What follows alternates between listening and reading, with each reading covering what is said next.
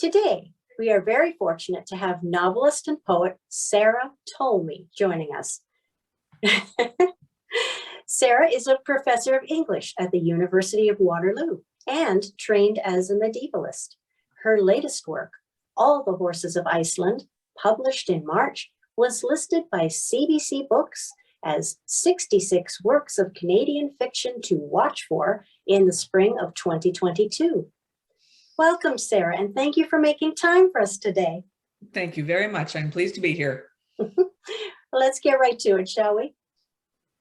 To quote a passage from All the Horses of Iceland and pique the curiosity of our patrons, she is the most famous of all the horses in Iceland. She is all the horses of Iceland.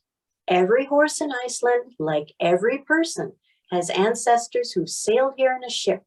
Horses were carried here cold and sick and protesting in open boats, frost rimming their manes. You had an opportunity to ride an Icelandic horse. Would you describe that experience for us? I've actually had two in my lifetime. The one that immediately helped to spawn this book was actually in Iceland. I was there attending the Icelandic Writers Conference. I took part of an afternoon off and went and did the touristy thing.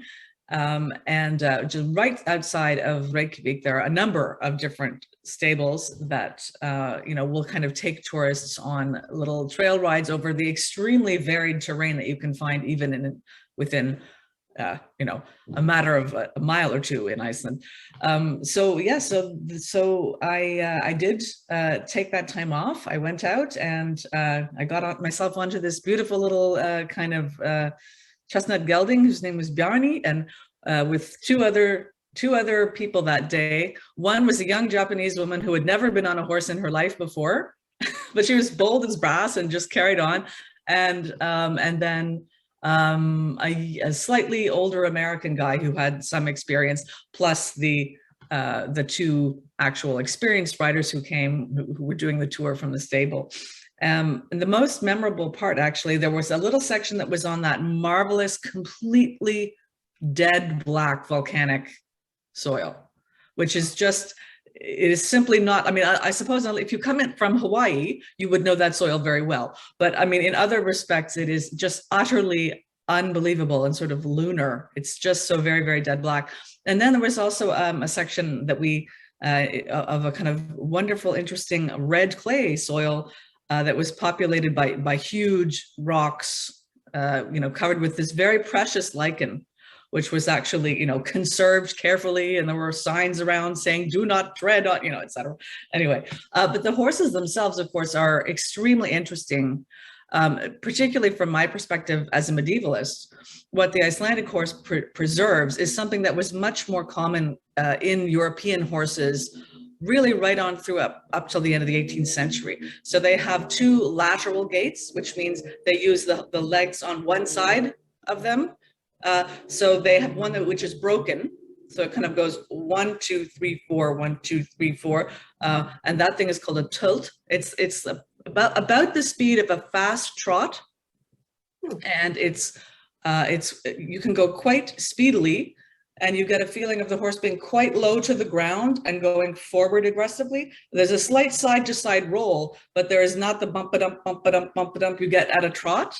So it's actually a very good long distance gait. And that was a very, very common gait in the kind of horses that they called palfreys. And if you've ever read Geoffrey Chaucer, he talks about palfreys a number of times, who were softly pacing to go on long road trips, and you bring your expensive, fancy big war horse tied on behind and use him much, much more restricted, So that is remaining. And there's also a much quicker version of that they use for racing called the flying pace. So if you've ever seen standard bred races, some of those horses still also have those lateral gaits, but they've basically been bred out of most Western horses now. And evidently they must have been common in the gene pool of the kind of wild and then feral horses of the Central Asian steppe, and they must have traveled all the way from there to Iceland, eventually bringing that gait with them. Wow, you really know your stuff, Sarah. Well, horsiness is a thing. And I mean, the Icelandic horse, as any fan will tell you, they are extremely unusual. They are very unique. They're, carefully protected in Iceland now. You cannot import a horse into Iceland for love or money, for example. No horses will ever go there again. They will export their purebred horses, but nobody can bring a foreign horse in. So they're very, very attentive to keeping this unusual set of skills and gaits that they have. They're also very hardy and tough, right? They live out all year round. They live a very long time. They can carry full-grown people, even though they are indeed pony-sized animals. They're What's quite. The average lifespan, do you know? They regularly get up into their 30s. Ooh. Yeah, which is pretty remarkable. I mean, most kind of larger horses, are pretty well clapped out by 20. Let's face it, and many will die in their teens. Ponies live a little longer, but Icelandic horses live yet longer. Wow. I can picture them running in my mind's eye. Yes. You've just painted this so lovely for us. Yeah. So that one time was perhaps the most amazing. To be on a horse riding those special gaits in the actual place was really a marvelous thing. I had a little bit of experience looking after my friend's Icelandic horse many, many years ago. So at least I had a sort of a sense of what to expect at these unusual gaits, which really do feel extraordinarily different. Cool. So yes, but anyway, there you are. That was lovely. I just took that all in. I was so happy to hear it, as I'm sure our patrons will be. So one of the more memorable scenes in the book for me was when you painted the picture of the roundup of the horses, including the infamous White Mare in your book. She was invisible to everyone except her owner, Avon, and somehow she made the rest of the horses likewise invisible in order to save them. And they came to stand with her as the rest of the larger herd ran past and away with their new owner. Now, that was one of my favorite parts. Was that one of your favorite moments in the story? Yes, it was. It was actually, I knew that mare was magical. And I knew by the time I, had sort of, I worked on her for a while, then I realized, okay, there has to be a scene in which, she must demonstrate her magic, right? more palpably perhaps than she has up until this point. And so, we know that she was possibly temporarily invisible during the burial, the unearthing scene where Borte's ghost is laid in the ceremony. She's invisible there. Then perhaps she is invisible as she is found waiting by Avon's tent, and Avon goes away and gets the magician Ulan and says, "Excuse me, what is this horse doing here?" And she says, "What horse? I don't see a horse." So we know that she was invisible in the context of her Mongolian culture, but here she actually does Avon a huge favor, and of course the kind of favor that any Norseman in a saga wants, which is to say one that makes him money. Right? It's a financial favor she does by rescuing not only herself, but the 20 other horses that he's been gifted from this economic purchase that was made by the foreign army. And, he did not want those horses to be sold, but he just didn't have enough persuasive power among his compatriots in that trading party to keep his horses out of the deal, but the mare kept them out. And she kept it by somehow extending this umbrella of magical invisibility to them so that they just became unnoticed for a short while as the other horses were driven off. And nobody was more, gobsmacked by this than Avon. I mean, he couldn't believe it. And he was the only person who could see them, as we know, because he had his, friend and adoptive son, Geir, with him, who was utterly mystified as to what Avon was doing, wandering around in this field, apparently patching the air that was the neck of the mare. So yes, I was very pleased with that scene, and it was one of the sort of heart scenes of the book in some respects. I knew I had to have her do one spectacular thing, and that was it. You nailed it. That magical is right. I love the book. I just could not believe that scene. It stayed with me. I can close my eyes and still see it happening. So well done. My goodness. Yeah, I was really happy with it. So yes, that was sort of maybe the White Mare's most spectacular moment. And interestingly, it was spectacular by virtue of invisibility, which is very much sort of kind of the way this whole book works, I think, in some respects. Yeah. Well, and not only the mayor, but I quite like Avon, and several things about him. But firstly, his perception of books. Mm-hmm. And I'm just going to quote from your book now. He saw rich towns in which men sat in comfort reading books with golden covers. Avon coveted the books, and not only for the gold. He understood that treasures lay inside the covers, treasures that were hard to put a price on. Books contained words that could transform men into kings and priests and healers. Now, Sarah, only someone who likewise treasures books could have described that whole scene so eloquently. My goodness. Yeah, well, thank you. I too am, I am a book fan. I was a book loving child. I am an English literature professor. So and actually as a medievalist, perhaps particularly, I do have a very kind of deep sense of the kind of materiality of a book. So indeed, so much of this whole story is the tale of the coming together of the book that we read in front of us and its kind of kernel, which is that short text about the ghost Bort, which is originally written in Mongolian in the Uyghur script and then glossed in Greek on the boat and then glossed in Latin so that our poor guy on the island of Iceland, the monk in 1200 or whatever, can actually read it and then feed us back this tale. So I mean, we know the whole book is about bookmaking in that respect, but that little bit is kind of supposed to show us that Eyvind is already, he has already grasped that there is enormous cultural value and tradable knowledge, contained within books, even though he himself never actually does learn to read. He starts illiterate and he ends illiterate in the sense of being able to read written language. Mm-hmm.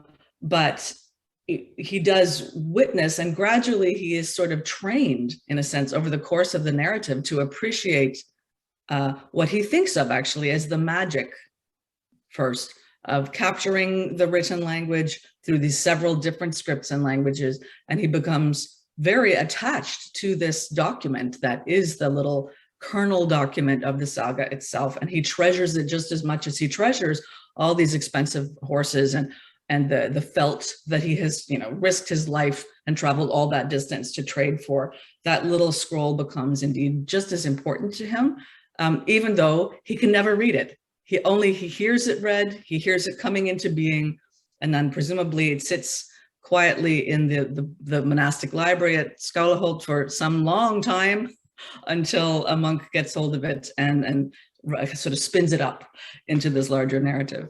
Well put. I like that. Spins it up. Well, then there's another facet to his personality of Eyvind on gods. And another quote, "I see no need for them. Men, animals, ghosts, and luck. That is what the world is composed of. But who makes the luck?" he was asked.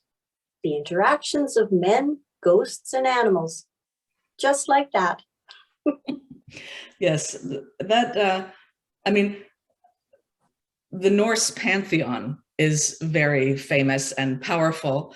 And, because it was some interesting texts that preserve those stories exist, people have, a fairly kind of elevated notion, of Norse religion, kind of as a, by analogy with classical religion, it's all about the named gods and their important interactions and, Valhalla and all the rest of it. And that's fine. That is indeed true. But in fact, on the ground in Norse sagas, those names are very rarely mentioned. Thor is very, very rarely mentioned. They exist in certain contexts. They are deployed in kennings. They are part of sort of kind of, performance culture in various ways, or oral performance poetry culture, definitely. But kind of on the ground, it's much more practical and restricted. And so they're magical practices, there are charms and amulets and You know, there are mumbling little old ladies with catskin gloves who do strange little rituals, set of magic, yeah, for you in times of crisis if nobody else can solve the problem. So Avon thinks magically in that way. He thinks of kind of magic as just another kind of response to contingencies. You know, very kind of earthy, quite low to the ground, very practical, and hence he really has no use at all, you know, for some guy like Thor, right? Mm-hmm. Or indeed, you know, the important mother goddesses or any of that kind of thing. What he's interested in is, you know, surviving day to day, making some money, and getting whatever the immediate job that is required, you know, done. And there are many accounts of ghosts in sagas, and they're very, again, earthy and kind of, you know, the problem with the ghost is that he's kind of a renegade citizen. He's one who's outstayed his welcome. He's often a trespasser, and the only way you can get rid of him is actually by threatening him with the law, right? So you hold a door court and you get rid of the ghosts that have come into your nice warm room and are stealing your food and sitting in the best places by the fire. And, you know, a magician might help you in that situation. A lawyer is even better, right?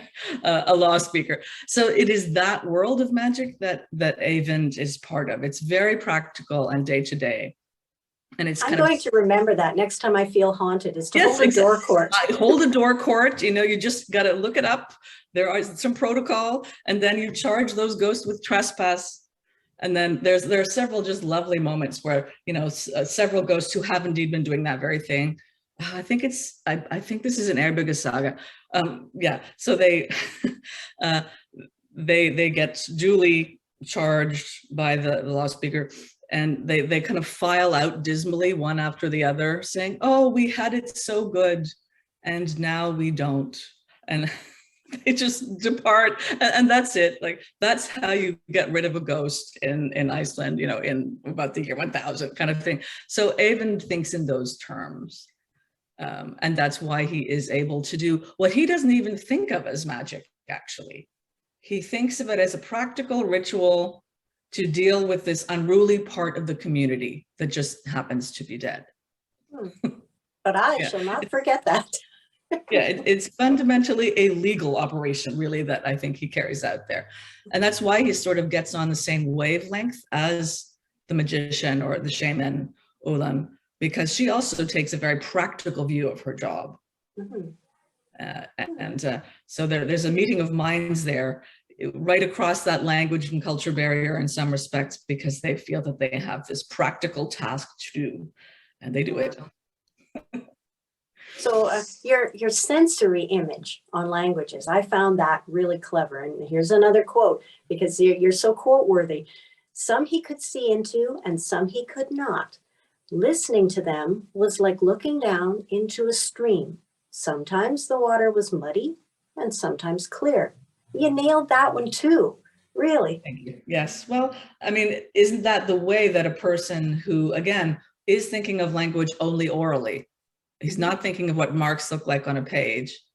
So when he goes from Iceland, from his tiny island, right, across the sea to the top bit of Scandinavia, and then, you know, where they're already going to be speaking a slightly different dialect from what he speaks in Iceland. I mean, very, very close at this time, because let's say, I think this book is set maybe around the year 830. So the settlement is still very new. So they're still speaking something almost indistinguishable from what you would have spoken in Norway. Mm-hmm. But so he goes there and he meets obviously various different Scandinavians on the ships. And then they kind of slowly head toward the top of Russia, essentially, and start going down the huge river that is the Volga. And obviously to him, you know, every several hundred miles or every 1,000 miles, I mean, he travels a huge distance, he's going to be hearing the language change around him on this kind of flowing basis. And, you know, when Avon left home, he had only ever heard Icelandic before. He hadn't heard any of the other Germanic dialects spoken across, you know, the top of the world there. He certainly hadn't heard any of the Slavic languages. He hadn't heard the Turkish ones. He hadn't heard Mongolian. So it's all just, you know, an enormous stream of complex sound coming to him. And some of it he can kind of parse, after he's been with it for a while, and some of it he can't. So, yeah, I really felt that expressed Avon's view of it. I just have to say that the cover art of your book, this one and the one we'll discuss next, it's beautiful. Isn't it lovely? Just like a dream. It's like the aurora, really. Mm-hmm. Yep, the woman who painted it is named Erin Vest.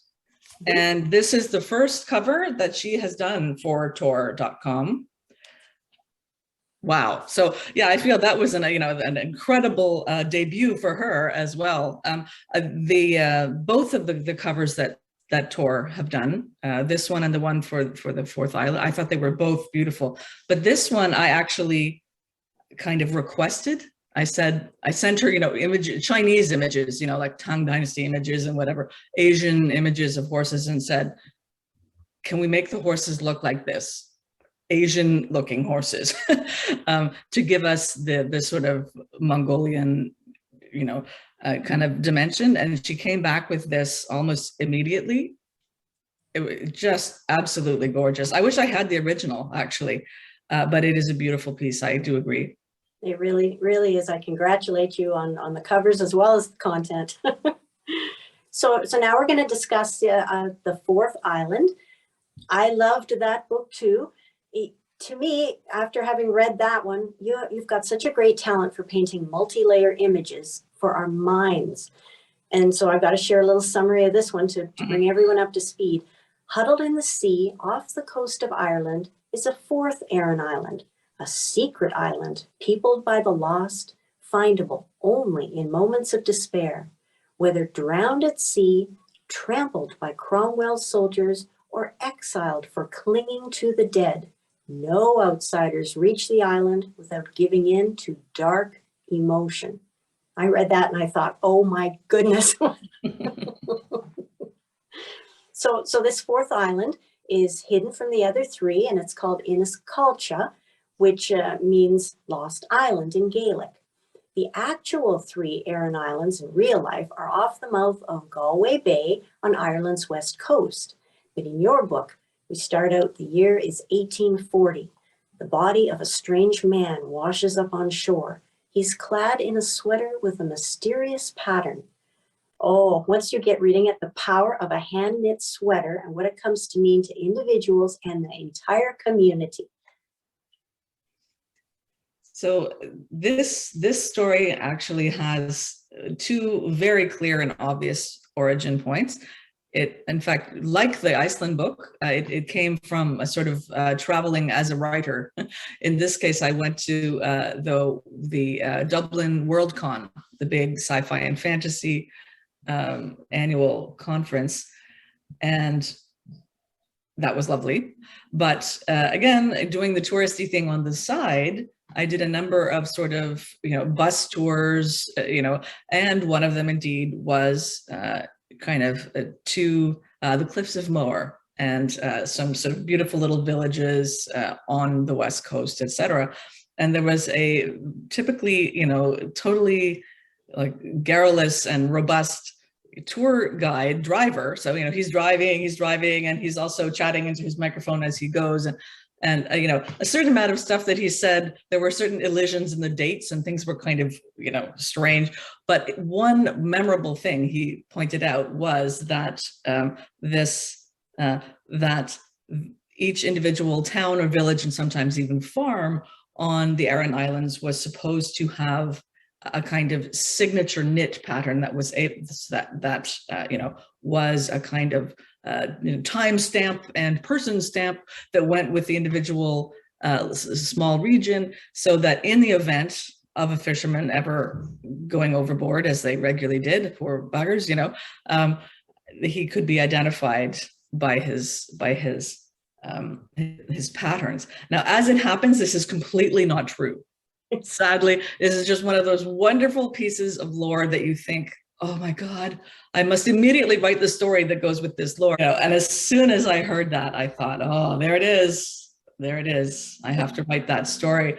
And then I realized that the place to do it would be to make up an imaginary island, a fourth one that was only, again, intermittently visible. I seem to have a thing about things that are intermittently invisible and visible. It's great. Just it's keep been that going. I a love it. bugbear. Yeah. So I think that's that, that is exactly boom where that tale arose from. And then I came home and I wrote the whole thing in a month.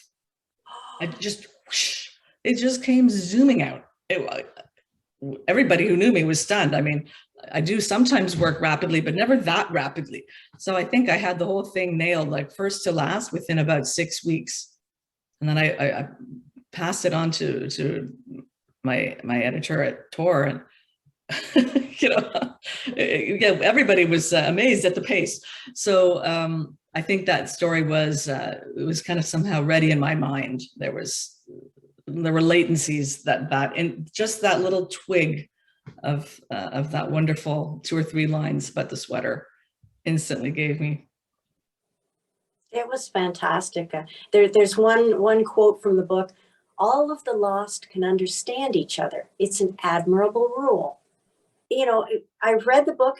There's been so much to ponder, but what did you intend to be the chief themes of it? What I wanted to avoid was the sense that this particular little island of the lost, the place that you end up, again, only through this deathly despair, that this particular one is tiny and it's local and it's mostly populated by Irish people, but by Irish people, in this case, from 1840 and then, 1730 and several other earlier ones. But other people from other parts of the world will occasionally pop up there for reasons unknown. So there is a brief evocation of some poor guy from Flanders who, for example, gives them the design for their windmill. Once there was a prince from Africa. So I didn't want it to be solely restricted to be a kind of afterlife to which only white Irish people are admitted, right? Mm-hmm. I just wanted it to be, this is sort of, as it were, the narrow, like the pinhole or the very small portal of your own imagination in its moment of despair.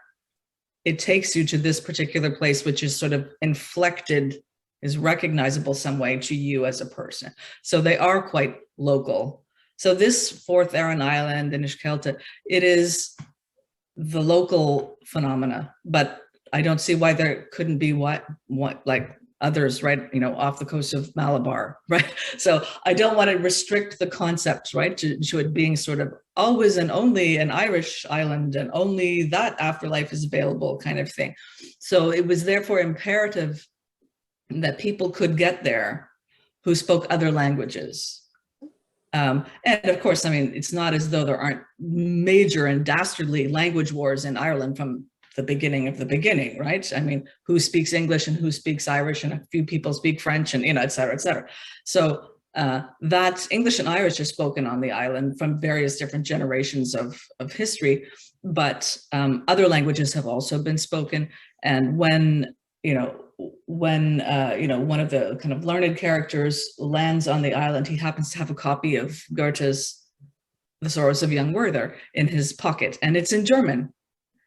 And yet, he can read it aloud in German to the Irish speaking family who take him in, and they can understand. So this is a miracle, right? Or it is a completely non-standard thing that happens when you get to the gift of that island, and it's sort of, that is its miraculous strength.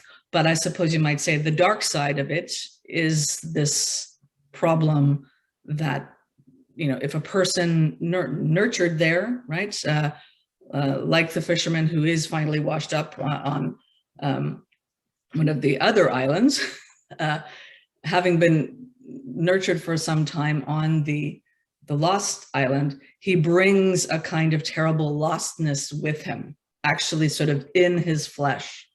And it then rots into the ground of the real Aran Island and causes all kinds of horror, kind of, melting body horror. So that is, as it were, the downside, the kind of terror and destruction. that goes with the miraculous unificational powers of the island. So it's got two edges, that sword. I thought it was brilliant, really. There's no other word. Thank you. So the Stone Boatmen, now that was your first book. It was a finalist for the Crawford Literary Award, and that award is given to a writer whose first fantasy book was published during the preceding 18 months. And your poem, Ursula Le Guin in the Underworld, won 2 awards in 2019, the Aurora and the Riesling. Would you share with us how Ursula Le Guin encouraged the first book and urged you to continue writing? I certainly will. It is a story I've found myself telling often, because it is sort of, it's just such an absolutely remarkable piece of kind of just generosity and compassion on the part of Ursula, who, now I never met Ursula actually physically in real life. My relationship with her was wholly virtual. It was mostly conducted by email, but she did actually read 2 manuscripts for me. She first read the Stone Boatmen, and then she read the Little Animals for me and made a couple of really useful comments. I actually have a number of the pages with her handwriting on them framed, as well as the actual, like, this is very fangirly, but the envelope that she sent to me with the manuscript in it is also framed. I mean, she was my idol and heroine growing up as a reading child. And again, I think particularly as a reading female child. When I finally completed the Stone Boatmen, which I had begun in about 2006, and I had been slowly accreting it, mostly writing either at night in my bed with one or the other toddler age children with me, or on the bus, the Greyhound bus, commuting back and forth from Toronto, where I was living at that time, to Waterloo, where my university is. Very, very restricted writing time. So, it was a very strange kind of Zen meditation experience putting this long prose thing together. I had no idea I was even writing a novel. I started just with a little paragraph length thing that was a description of a ceremony, which came to me in a dream. I mean, what a cliche, but it really did. I wrote that, and then I realized, okay, so that happened. So now, why did it happen, and where, and so forth? And then I had to backtrack to create the world in which to place it. And I just went along, and I thought I would get to the end of the story, and then, another character had popped up, and another story would begin. So after 2 years of this, I had a fairly substantial book. And I tidied it up and wrote it, and so forth. And then I spent a miserable almost 2 years trying to sell it all over creation. I was sending it everywhere. Not a thing happened. It's just wall to wall rejection. And I thought, okay, that's it. This is not going to go anywhere. And I was sort of grappling with that problem when I said to myself, well, in fact, the one consciousness on the planet Earth that I really want to read this book, and who I think might like it and sort of see it as a kind of homage in a way to her, is Ursula Le Guin. So I looked it up, and I sent it to her post office box. And I said, "Dear Ursula, I'm very sorry to trouble you with this huge manuscript." Thump, and I'm not looking for any sorts of favors, but I just wanted to say that of all people on the earth, it's really you that I want to read this. And if I get that one reader, as far as I'm concerned, it will be a success. And that was very, very true at the time. I thought, okay, I'm just going to sort of let this go, but I'm going to see if Ursula will just look at it, and she did. And, some months later, she emailed me out of the blue, and said, I loved your book. I hated the fact that it was so heavy and bound in surlocks, and it nearly crushed me to death as I was trying to read it on the beach with my family, and she recommended. There really truly are. Well, let's turn now to your poetry. Your collection of poems, The Art of Dying, was a Canadian finalist for the 2019 Griffin Poetry Prize. I thought In Memoriam was a great poem, truly. Oh. And I noticed that you have some interesting advice for aspiring poets, if I may quote you. Take out your earbuds, then preferably crush them with a heavy object. The endless bath of sound that people are surrounded by most of the time is fatal for original composition, especially of poems. Poetry is the rhythmic delivery of thought. To uncover what your personal rhythms are, lose your playlist. And you've also said a poet's job is to tell the truth in an artful way. Do you feel your poetry achieves this? Yes, I do. I mean, I do think that's, that kind of whatever dapper little maxim, in an artful way or whatever, that does very much cover my style. My style is quite crafted. It is, I am now quite unembarrassed about using traditional forms. My very first book, Trio, was actually a book of sonnets. I have experimented with various other fixed forms, and notably the ghazal recently. There's actually one in All the Horses of Iceland. I'm unashamed in the use of rhyme. But at the same time, I'm also fully committed to writing poetry that is contemporary. And I don't think that those two things need to cancel one another out. The fact that your poem uses some rhyme and doesn't even just pretend, it's not slant rhyme, it's not hidden in the middle of the line. I used to do that, like many, many contemporary writers do, because they were ashamed of having anything ever rhyme. And I just got over that a while ago. You have to find the voice that is yours. And my voice is very much connected to the history of poetry because of the kind of reader I am. Most poetry that I read is from way before 1800. So I have no problem at the end of the day reflecting that in my own craftsmanship, and I don't feel any shame about it. I'm also a lot funnier than many contemporary poets. So this gets in the way a lot of the time because people don't, nowadays, the important highbrow poetry is very serious and, poker faced. So it is actually hard to be a funny, ironic writer in that zone without becoming dismissed as a humorist or something. There you are. We all have our trials in our genres, don't we? Right. So those are mine. But I do believe that, constantly having your playlist on rots your mind in every possible way. It is the stupidest thing that has ever happened to us, in my personal opinion. Now, I can't say that my kids are immune from it. They're both constantly earbudded, and I have not pulled their earbuds out and smashed them with bricks, although I have been tempted. I feel that, they are now teenagers. They must make these kinds of decisions for themselves. But, to me, at least, having this constant din of other people's rhythms and foreign intrusions into your thought means that it's going to add another 10 years to your life development as a writer. It's that retarding, in my opinion, just to be unendingly stuck in this recycling zone that you are in if you never let your ears rest. Wow. It's, people think, I think that being exposed constantly, as it were, to more input will facilitate output. This is simply wrong. Garbage in, garbage out. Yes, that is actually true. So if you're listening to crap, you're going to produce crap. But even if you're listening to stuff that is extremely good, and in fact, there is an enormous amount of extremely interesting, intricate music in all forms right now, right? Like my son wanders around listening to Debussy in his, earbuds, and my daughter wanders around listening to like really bangy, heavy metal, stuff.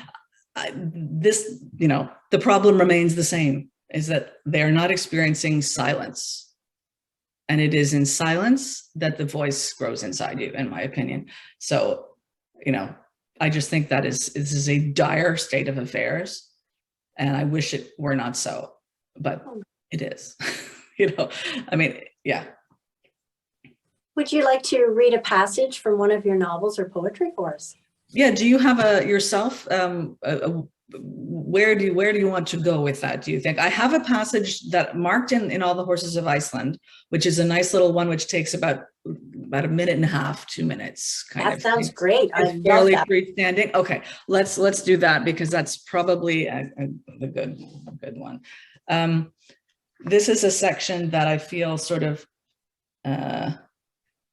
stands up independently without having to have too much context. This is the moment at which Eyvind, the Norse hero, becomes, we might say, sort of fully embedded in the plot of trying to solve the haunting that is happening in the Mongolian camp that he is trading with in Central Asia. So many things then became clear to Eyvind. For a man so wealthy and revered, the Khan looked tired and dismal. Misfortune hung around his camp. In the time that they had been there, few other traders had come. David had remarked that goods were fewer and men angrier than they had been when he had traded here before. Nobody prospers with a ghost around. It came into Eyvind's mind that he should tell David and his fellows of this. Jews, like everyone else, must surely be troubled by ghosts. Then they could all move on to another settlement. Before he could speak to David, however, the ghost came to speak to him in his tent. This did not go well. Eyvind barely spoke the language. Her voice was faint and windy, and most of the time her lips just moved soundlessly. This annoyed him. He kept trying to get close to her so that he could see her face clearly. He could not reach her, though it was a very small tent. It struck him that she was evasive for a ghost. In Iceland, ghosts are robust. Mostly they just clobber you. He had always been terrified by any mention of ghosts when he was a boy. But the people they beat black and blue, and the goods they stole, and the fertile valleys they sequestered for their own use. What use did they have for such property anyway? That was the thing about ghosts. They were utterly senseless. So he raged inwardly as he chased the ghost of the Khan's wife round and round his small fire. Finally, he gave up and sat down. Eventually, Bort came and sat opposite him. He saw her face pale and sad across the flames, and his heart was filled with desolation. She was not an angry ghost as he had expected. She talked on and on, looking at him with dark eyes. He heard once the word for male child, once he thought the word cut, and many times horse, horse, brown horse, horse. Her hands described an arc in the air, flowing outward, upward, away from her breastbone, and then sliced off abruptly. Cut, horse, cut. Eyvind watched her with an increasing compassion, but remained unsure what to do. To deal with ghosts, you must be a magician or a lawyer, and he was neither. At dawn, she left, climbing up the column of smoke from his fire, as if climbing a ladder. Eyvind thought this was clever, but was relieved to see her disappear out the smoke hole. Ghosts, he found, are tiring. He slept thereafter for an entire day and a night, and had vivid dreams of wind and fire. Thank you. That was beautifully done. Now I'd like to chat briefly about your short fiction. I read 2 of them, loved them. The Imaginary Palace of the Winter King. This one references the Dutch painting by Bartolomeus van Bassen, entitled The King and Queen of Bohemia Dining in Public. I have a color copy of this interesting work. I printed one off. Yeah. But those 2 doves that you describe are elusive to my eyes. Are they truly there, or was that your own invention? No? They are another in the things that were invisible and I made visible. Yeah, I put in the doves. Yes. Yes, because there are some, whatever, historical heraldic reasons why they might, be relevant and all the rest of it. But it really, again, has to do with the perspective of that particular character and the way in which he, imagines the room as animated, and so of course to him, a small detail like that is completely salient. It just jumps out at him, and, he has placed them there for all kinds of complicated personal reasons, and he has a whole narrative in his head about it. And yet, of course, most people, including the king who paid for it, well, who ostensibly paid for it, but really just did it all on debt, didn't even notice. So it's that kind of detail. I'm going to stop looking for them then. Yeah. The other story was The Dancer on the Stairs. This one has one of the most unusual settings I've ever read. It's an endless staircase rising far above our character while also falling far below her. And Crichton, if I'm saying this right, Crichton is the all-important currency of the stairway, permitting travel and privileges and even necessities of life. The expressiveness of dance is a huge part of this story, and yours as well, I understand. Yes, that story occurs as a standalone story in Strange Horizons, and it was reprinted in a year's best fiction volume of that year as well. But it was published first by Aqueduct in a kind of 2 novella, or like perhaps 1 novelette. I guess it's probably novelette length, technically, the Dancer on the Stairs, and 1 novella called The Burning Furrow, which they published together as 2 travelers. And both of them are so-called portal fictions. So one in which, you have a protagonist from a world somewhat like ours, some kind of, technotronic modern person who, by some means or other, ends up suddenly transposed into a completely different world, and they bring their perspective and its problems to bear on that world. That's very much what happens in The Dancer on the Stairs, in which a young woman who is working a kind of boring secretarial type job, but also has been a ballet dancer her whole life, gets suddenly and inexplicably transposed into this world and finds herself on this mysterious stairway. And the world is very much created, to me, the world is Baroque. It's the aesthetic of the world is very Baroque. The sort of the way the hierarchical court-like structure of the way in which people behave is modeled on the sort of early modern or turn of the century Baroque period.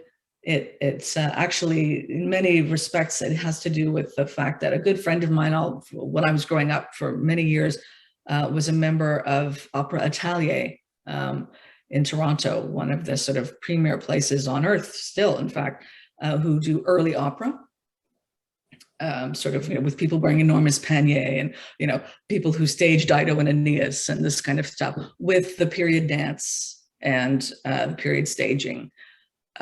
So I had that in the back of my mind, I think definitely, as I was kind of creating the aesthetic for that world. But I also wanted to make a space in which, that staircase is a sort of experimental plane or space within that world, a place where there are absolutely no rules, where anything can happen, because outside of the staircase kind of twirls and it connects all of the different levels of the palace.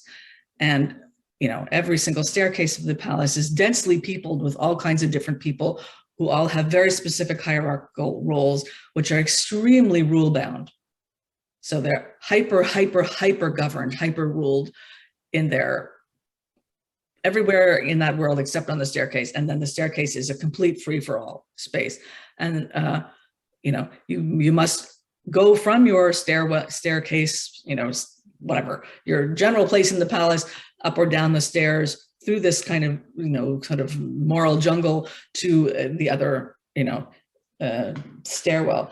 And all the points of entry to the staircases are policed by people, and you have to have either a particular kind of prescribed legal or ritual relationship with the guard, in which case he will let you pass, or you have to present him with a kind of money token, an element, let's say something like a coin, an element of krichten, in order to get past.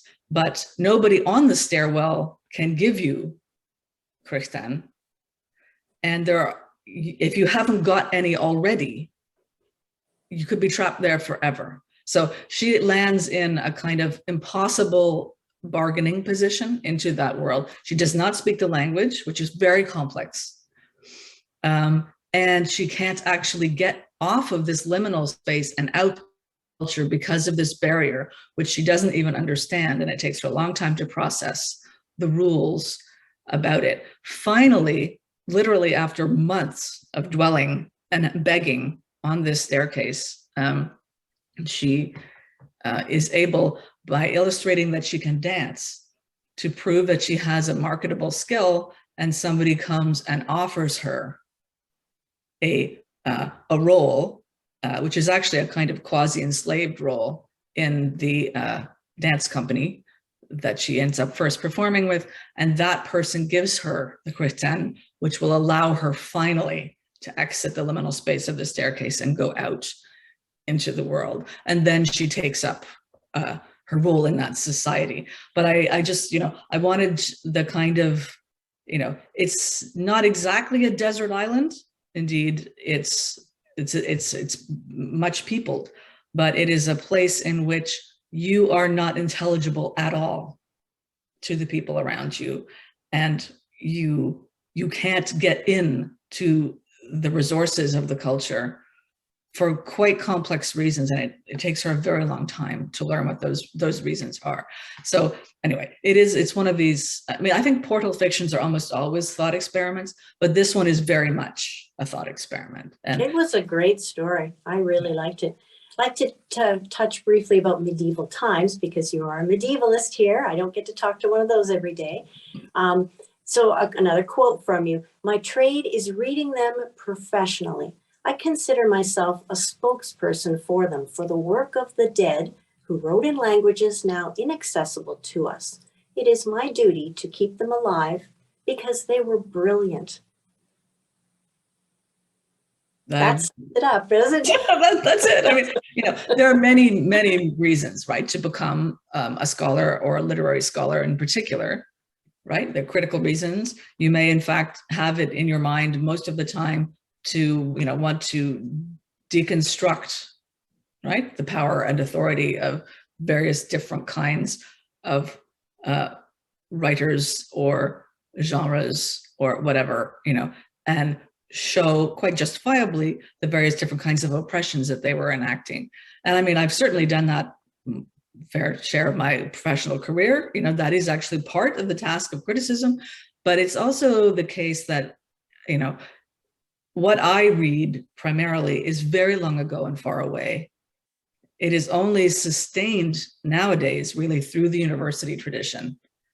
It's the only reason that people are still reading Chaucer and numerous other people. I mean, literally hundreds of them that I could sit here naming for ages, whatever, but I mean, there's an enormous mass of writing in an enormous mass of languages which are now obsolete or are the ancestors of languages that we presently speak.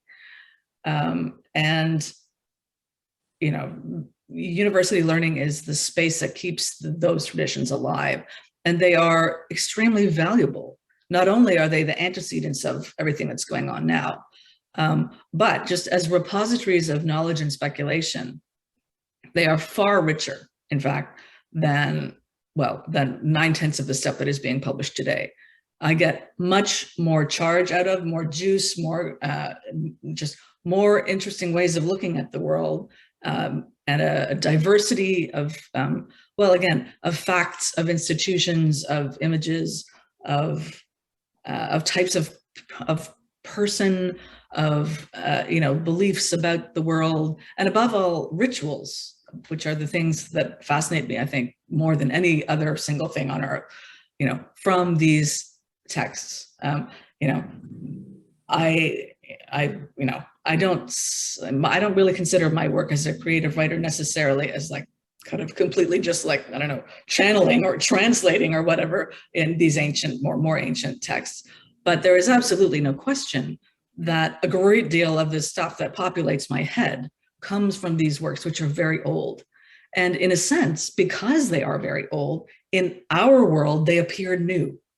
right? So like what I tell my students, you know, if you actually want to be a writer, yes, it is important to live your actual life and interact with actual living human beings in your present world, you know, but you're actually going to get even, well, I don't know, more efficiently, you know, you're going to get the strangeness and the richness and the detail and the farawayness from these old texts that really take a lot of work for you to recover in a way that you're just not, even from reading like 19th century novels, or again, 20th, 21st century fiction. You can read that stuff forever. And it's very, very interesting just from the point of view of readerliness, but it will not necessarily inspire you toward that second step, right? Which is writerliness. And that's what I feel that, you know, old literature is good for. It will inspire new writing and more original new writing, actually, than strictly sticking to your guns of trying to be contemporary. So I mean, I do feel that my task as a medievalist is very important. I mean, it is, to my way of thinking, actually sacred. You know, there's a very important repository of human truths which we should not allow to become unintelligible to us. You know, and certainly not in favor of, you know, another vacuous course in media studies. So, you know, I'm very adamant about the value of old books, you know, and also of hard languages that you actually have to put some work into learning. As a professor of English, yeah. Libraries have no doubt featured very prominently in your Yeah. life. What importance do you feel libraries have to the world? Ooh, that's a good one. I mean, it's a really changing landscape right now. The landscape of libraries, as I'm sure you are all too aware, you know, members of the English department are kind of constantly begging, at least our central library at my university, to actually keep hold of their printed books. You know, yes, they're heavy. Yes, they collect dust. Yes, they need to be stored in non-virtual space, you know, but I mean, there is a tremendous amount of stuff, right, that exists in print or indeed still in manuscript that is not digitized. You know, it is a myth that all information now is available on the internet. That is simply not true. There is an enormous amount of stuff in libraries, in book form, that exists nowhere else. And if we lose them, we lose all that human work and all of that potential source of inspiration. It drives me mad that people are constantly thinking, oh, well, here are books, we'll just pulp them because we have access to digital editions. Well, the digital editions, A, may not be as good, and B, there's a great deal of stuff that hasn't ever made that leap and won't, right? So we must not junk the codex. It is the single greatest invention in human history. So unfortunately, our time does grow a little bit short, but we've learned so much from you today. And your writing is filled with beautiful, wonderful imagery. And your incredible imagination paints wondrous pictures for us. I know it did that for me. I cannot thank you enough for sharing your time and your talent with us today. I wish you all the very best, Sarah. Thank you. Thank you very much. As I said when I began, it was a pleasure, and it still is a pleasure. Thanks. Thank you so much for your